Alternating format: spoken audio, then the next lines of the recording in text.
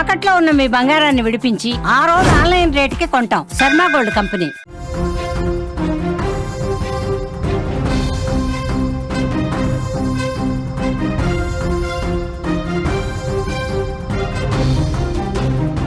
గుంటూరు, కృష్ణా, ప్రకాశం జిల్లాల్లో భారీ వర్షాలు కురుస్తున్నాయి.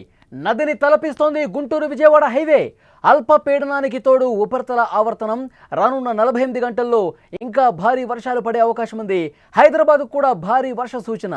ఈరోజు మధ్యాహ్నం నుంచే మొదలు హైదరాబాద్లో 70 నుంచి 140 మిల్లీమీటర్ల వర్షానికి అవకాశం ఉంది. ఇళ్ల నుంచి ప్రజలు ఎవరూ కూడా బయటకు రావద్దంటూ సూచన చేస్తున్నారు అధికారులు. తెలుగు రాష్ట్రాలను అల్పపీడనం గజగజ వణికిస్తోంది. తెలంగాణలోని ఉత్తర దక్షిణ జిల్లాలతో పాటు ఏపీలోని పలు జిల్లాలకు భారీ వర్ష సూచన. రాబోయే 48 గంటల పాటు చాలా కీలకంగా ఈ 48 గంటలు జాగ్రత్తగా ఉండాలని వాతావరణ శాఖ చెబుతోంది. బంగాళాఖాతంలో ఏర్పడిన అల్పపీడనం ప్రభావంతో ఇప్పటికే ఏపీ, తెలంగాణలో భారీ వర్షాలు కురుస్తున్నాయి. ఈ అల్పపీడనానికి తోడు ఉపరితల ఆవర్తనం కూడా తోడు కావడంతో 48 గంటలు అత్యంత కీలకంగా మారిన పరిస్థితి. వాతావరణ శాఖ జారీ చేసిన హెచ్చరికల నేపథ్యంలో ప్రభుత్వాలు అప్రమత్తమయ్యాయి. ముఖ్యమంత్రులు జిల్లా అధికారులతో సమీక్షలు చేస్తున్నారు. సహాయక చర్యలు చేపట్టాలని ఆదేశించారు.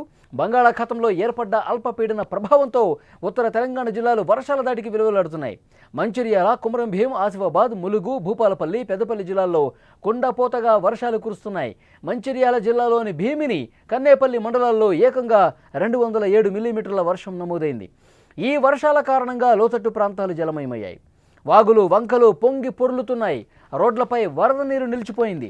గ్రామాలకు రాకపోకలు నిలిచిపోయాయి. ప్రజలు తీవ్ర ఇబ్బందులు పడుతున్నారు. విజువల్స్లో మీరు చూస్తున్నారు. అటు కృష్ణా, గుంటూరు, ప్రకాశం జిల్లాల్లో భారీ వర్షాలు కురుస్తూ ఉన్నాయి. బంగాళాఖాతంలో ఏర్పడ్డ అల్పపీడనం ఏపీలో బీభత్సమే సృష్టిస్తోంది. ఈ అల్పపీడనం గుంటూరు, కృష్ణా, ప్రకాశం జిల్లాల మీద తీవ్రంగా చూపిస్తోంది. విజువల్స్లో మీరు చూస్తున్నారు. గుంటూరు విజయవాడ హైవే ఒక చెరువును తలపించే విధంగా, అతిపెద్ద కాలువను తలపించే విధంగా ఆ రోడ్డు కనిపిస్తుంది. ఎంత దారుణంగా వర్షపు నీరు నిలిచిపోయి అక్కడ ప్రయాణికులకు తీవ్ర అవస్థలకు గురి చేస్తుందో మనం చూస్తున్నాం. పూర్తిగా చెరువులో వాహనాలు పోతున్నాయా అనే విధంగా అక్కడ పూర్తిగా వాటర్ నిలిచిపోయి కనిపిస్తోంది. ఈ జిల్లాల్లో కురుస్తున్నటువంటి వర్షాల కారణంగా లోతట్టు ప్రాంతాలు పూర్తిగా జలమయమయ్యాయి. రోడ్లన్నీ కాలువలుగా మారిపోయాయి. ఈ వర్షాల కారణంగా గుంటూరు విజయవాడ హైవేపై భారీగా వరద నీరు నిలిచింది. కాజా టోల్గేట్ వద్ద రోడ్డుపై నీరు నిలవడంతో రాకపోకలకు అంతరాయం ఏర్పడింది. పరిస్థితి ఎంత దారుణంగా ఉందంటే హైవే నదిని తలపిస్తోంది. ప్రస్తుతం అక్కడ ఉన్నటువంటి హైవే ఒక చిన్నపాటి నదిలా మారిపోయింది. ఎవరు కూడా వాహనాల్లో వెళ్ళాలంటే భయపడే పరిస్థితి. ఎక్కడ గుంతుందో తెలియదు, ఎక్కడ మ్యాన్హోల్ ఉందో తెలియదు, ఎక్కడ లోతుందో తెలియదు.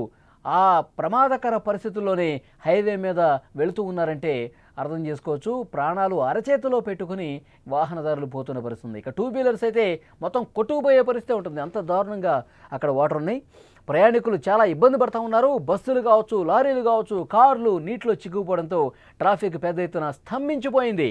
విజయవాడ, హైదరాబాద్ జాతీయ రహదారి మీద రాకపోకలకు అంతరాయం ఏర్పడింది.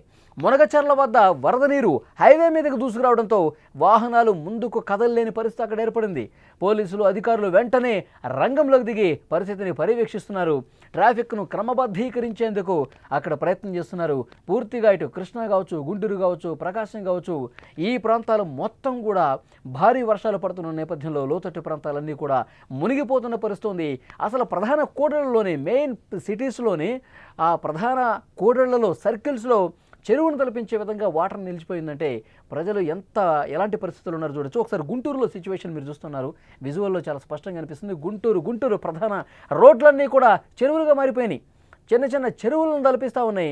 ఆ రోడ్లన్నీ కూడా అంటే ఇళ్లలో నుంచి ఎవరు కూడా బయటకు రాలేని పరిస్థితుంది. ఇక షాపులు తెరవలేని పరిస్థితుంది. ఎవరు కూడా షాపులకు రాని పరిస్థితుంది. అన్నీ కూడా షట్టర్లు క్లోజ్ చేసుకున్న పరిస్థితుంది. ఈరోజు ఉదయం నుంచి అక్కడ వర్షాలు పడుతున్నటువంటి నేపథ్యంలో గుంటూరు పట్టణం మొత్తం కూడా ప్రజలు, జనజీవనం మొత్తం కూడా స్తంభించిపోయినటువంటి పరిస్థితి ఉంది.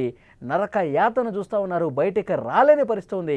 ఇంకా లోతట్టుగా ఉన్న కొన్ని కాలనీస్ అయితే ఇళ్లలో కూడా వాటర్ వచ్చేసినటువంటి సిచ్యువేషన్ ఉంది. గుంటూరులో ఉన్న తాజా పరిస్థితిని మీరు చూస్తున్నారు. మొత్తం రహదారులన్నీ కూడా నీటితో నిండిపోయి బయటకు రాలేనటువంటి పరిస్థితి ప్రజలు కనిపిస్తోంది. చాలా ప్రమాదకరమైన పరిస్థితులు గుంటూరులో ఉన్నటువంటి కాలనీస్ ఇక్కడ కనిపిస్తున్నాయి. అలాగే విజయవాడలో కూడా సేమ్ సీన్ రిపీట్ అయింది. విజయవాడ, హైదరాబాద్ హైవే అయితే పూర్తిగా జల దిగ్బంధంలో చిక్కున్నటువంటి సిచ్యువేషన్. హైదరాబాద్ ప్రజలు కూడా అప్రమత్తంగా ఉండాలని ఒక హెచ్చరిక వచ్చింది. ఈరోజు మధ్యాహ్నం తర్వాత మళ్ళీ చెప్తున్నాం, ఈరోజు మధ్యాహ్నం తర్వాత వర్షాల తీవ్రత పెరుగుతుంది.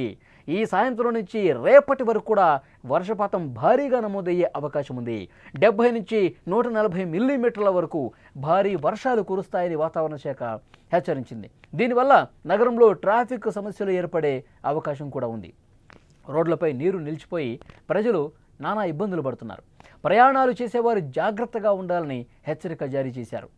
ఈ వర్షాల హెచ్చరికల నేపథ్యంలో 2 రాష్ట్రాల్లో కూడా ప్రభుత్వాలు అప్రమత్తమయ్యాయి. ముఖ్యమంత్రులు, జిల్లా కలెక్టర్లు, ఎస్పీలు అందరూ కూడా పర్యవేక్షిస్తూ ఉన్నారు. ఎందుకంటే వర్షాలు ఏ జిల్లాను పూర్తిగా కుమ్మేస్తాయి, వర్షాలు పూర్తిగా అక్కడ లోతట్టు కాలనీస్లో ముంచెత్తితే అక్కడ ఎలాంటి సహాయక కార్యక్రమాలు తీసుకోవాలి, వెంటనే వేగంగా స్పందించి అక్కడ ప్రజలను ఏ విధంగా కాపాడాలి, ఈ అన్ని విషయాల మీద 2 ప్రభుత్వాలు కూడా సమీక్షల మీద సమీక్షలు చేస్తూ ఉన్నాయి. అధికారులతో ఎప్పటికప్పుడు టచ్లోకి వెళ్ళి అబ్జర్వ్ చేస్తూ ఉన్నారు.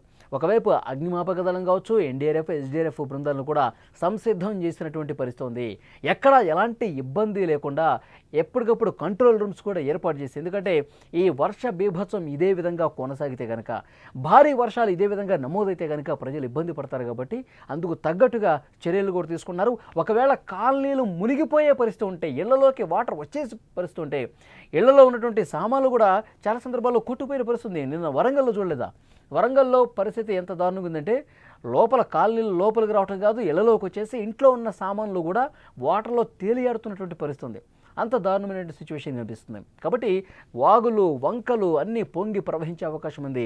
పూర్తిగా పట్టణంలోకి ఆ వరదంతా వచ్చే అవకాశం ఉంది. కాబట్టి డెఫినెట్గా తగు చర్యలు తీసుకోవాల్సినటువంటి అవసరం ఉంది అని చెప్పి అధికారులు చెప్తున్నారు. ప్రజలకు కూడా అవగాహన కల్పిస్తున్నారు. ఎక్కడ ఏ ఇబ్బందికర సమస్య ఉన్నా సరే వెంటనే టోల్ ఫ్రీ నెంబర్స్ కూడా ఇస్తూ ఉన్నారు.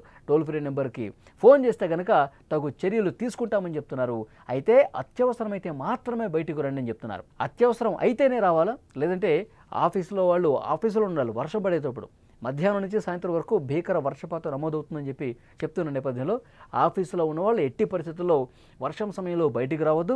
వర్షం తగ్గిన తర్వాత 1 గంట గ్యాప్ ఇచ్చినా సరే అప్పుడు రోడ్ల మీదకి రండి. ఎందుకంటే అందరూ ఒకేసారి రోడ్ల మీదకి వస్తే కిలోమీటర్లు ట్రాఫిక్ జామ్ అయిపోయి పూర్తిగా స్తంభించిపోయే పరిస్థితి ఉంటుంది. సో డెఫినెట్గా తగు చర్యలు తీసుకోవాలి. ఎప్పటికప్పుడు మాన్సూన్ మానిటరింగ్ బృందాలన్నీ కూడా సహాయక కార్యక్రమాల్లో నిమగ్నమయ్యాయి. ఎక్కడ లోతట్టు ప్రాంతాలు జలమయమైనా, ఎక్కడ కాలనీస్ అన్నీ కూడా వర్షం ముంచెత్తినా అక్కడ వెంటనే తగు చర్యలు తీసుకునేందుకు అధికారులు కూడా అందుకు తగ్గ కార్యక్రమాలు చేస్తున్నటువంటి పరిస్థితి ఉంది. ముఖ్యమంత్రి రేవంత్ రెడ్డి గారు నిన్న అధికారులతో సమీక్ష సందర్భంగా ఇన్ఛార్జి మంత్రులకు, అధికారులకు ఇదే సూచన చేశారు. అనుక్షణం అప్రమత్తంగా ఉండాలి.